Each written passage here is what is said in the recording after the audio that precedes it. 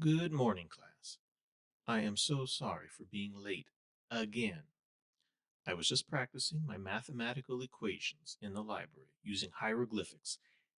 I had some very strange equations. Okay, now I know we have a lot to cover today, but before we get to today's lesson, can we go astray for just a few minutes? All right. Now, I overheard some of you talking about a movie that you were going to go see this weekend.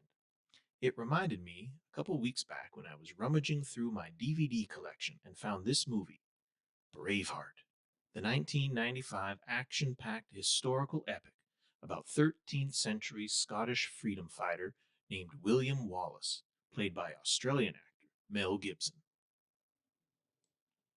Now, I know that we live in an age where a lot of people get their ideas about history from movies, and that is a little bit pathetic, to be honest. But then again, there's documentaries out there that aren't any better than half of the fictional movies I've seen. But that's a conversation for another day. Let's hit the lights. Since it was released almost 30 years ago, there has been discussion about how historically accurate it is. And even though the movie's about a real historical figure, William Wallace, who fought in a real war against England, which is a real country, ruled by a real king, Edward I, there are some things that have always bugged history folks. From painted faces, not realistic, to royal love affairs, not true. But that is not what I wanted to discuss. There is one scene, probably the most famous scene in the entire movie, that I want to talk about.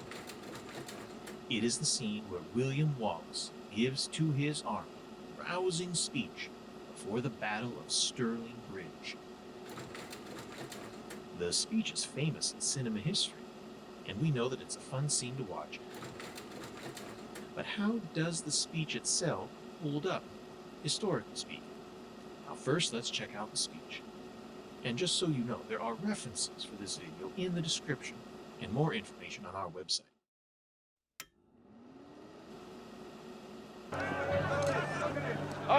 You've come to fight as free men, and free men you are.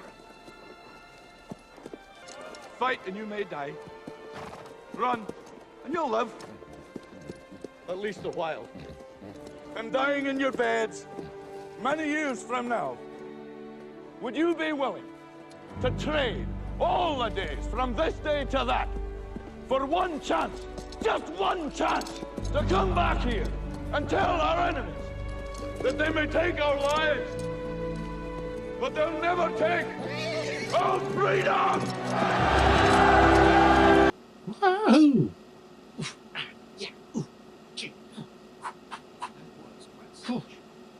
That was quite a speech. Jumping around in a kilt. I do declare I wasn't jumping around in a kilt right now. Staff Presto. District Staff Presto. But did William Wallace deliver a speech like that at this time? Let's find out. Now, there is no doubt that William Wallace is a key figure in Scottish history and became known worldwide due to this movie. Braveheart was a blockbuster motion picture, and it won 5 Academy Awards, including Best Director, Mel Gibson, and Best Picture.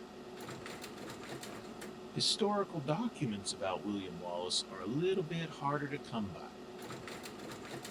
There are very few contemporary documents, and the histories written in the centuries after Wallace's death are as controversial as the man himself.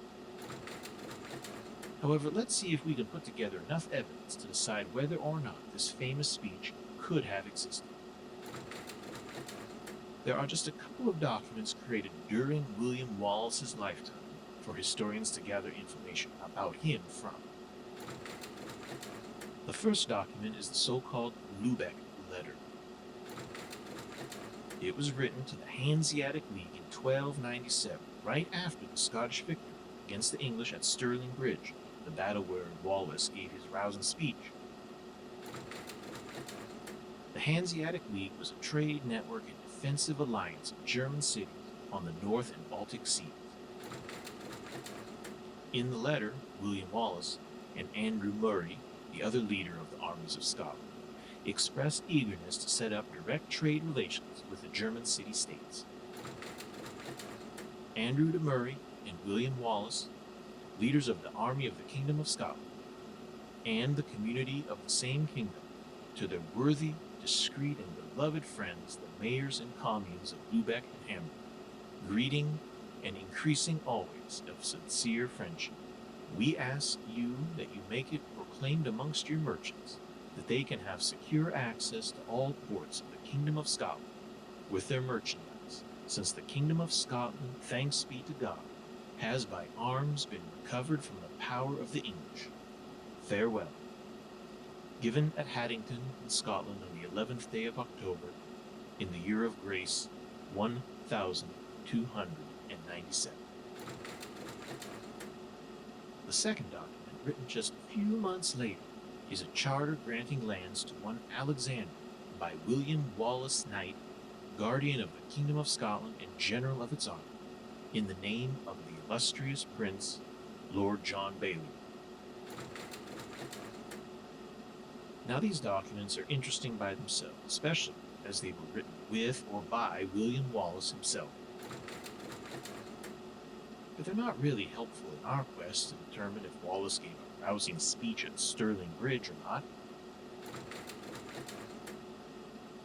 For that information, we need to look at some secondary documents, history books written in the decades and centuries after Wallace's death. Perhaps the most famous source for the history of the life of William Wallace was written nearly 200 years after his death. Simply known as Wallace, even though the actual lengthier title is The Acts and Deeds of the Illustrious and Valiant Champion Sir William Wallace, this document is less history and more heroic poem, with Wallace as the hero. Perhaps for that very reason, this document has been the most influential of all the sources on William Wallace. It was written by an entertainer named Henry the Minstrel, even though he's better known throughout history as Blind Harry. Whether he was blind or not is one of the many questions we have yet to answer. Now, in this source, Wallace racks up a significant body count in all manner of battles, both big and small, until we arrive at the Battle of Stirling Bridge. Now, while there is no record of the speech, Blind Harry tells us of a conversation between Wallace and his lieutenants, showcasing Wallace's cunning, his piety, and his bravery all at once. Wallace said to them, "This is my true purpose. It is great for us to offer them battle on a plain field, but we have some delay. Sir John the Graham said, we have undertaken with less power such a thing that is well gained." Then Wallace said, "Where such a thing comes of need, we should thank God who makes us to succeed. But near the bridge my purpose is to be, and work for them some subtle jeopardy." In Blind Harry's account, as in the movie, Wallace lays lethal traps for the English that helps the Scots win. Indeed, according to Blind Harry, Wallace is the driving force that propels the Scots to victory after victory until he is eventually betrayed. There is no record of any speech, however. Now, as we mentioned, nearly as much attention has been paid to the author of this text, Blind Harry, as to the text itself. There are written records that a Harry or Henry existed, but other works by him or references to him are very shady. The very fact that he claimed to be blind makes some historians suspicious. But enough of him for now. Another important document is the Chronicle of the Scottish People, written roughly 60 years after Wallace's death by a Scottish priest by the name of John of Fordun. In his history of Scotland, John spends several paragraphs detailing the early life, major events, and death of Wallace. He also portrays Wallace in a positive light. After killing the corrupt sheriff, just like in the movie, John says that there flocked to him all who were in bitterness of spirit and weighed down beneath the burden of bondage under the unbearable domination of English despotism. And he, Wallace, became their leader. John discusses the successes at Stirling Bridge, where William gained a happy victory with no little praise, and the defeat at Falkirk, but he never discusses any type of speech, unfortunately. A third document, the Florus Historiarum, is the closest to Wallace's life, chronologically speaking. This history was composed at a monastery in England, with additional sections added from time to time by the monks living there. The short paragraph dealing with Wallace was likely written shortly after the death of King Edward I in 1307. Importantly, it's also the only document that clearly describes Wallace giving a speech of any kind, even though the author says that the speech took place at Falkirk, not at Stirling.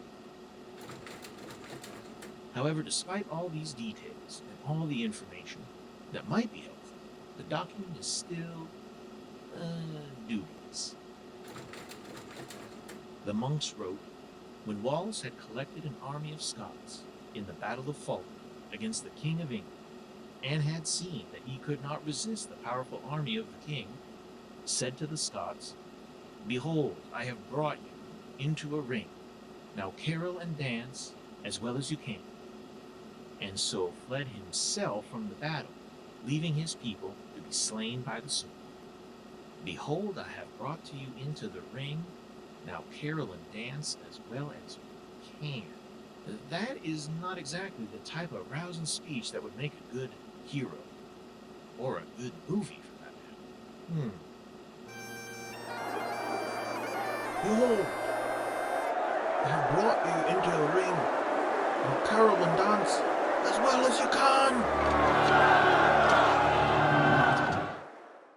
So what do we make out of all of this? Clearly, we can accept that there is no record of any speech like we saw in the movie. However, is it possible that William Wallace could have delivered a speech such as this? The documents are not very helpful. Blind Harry made Wallace into a superhero,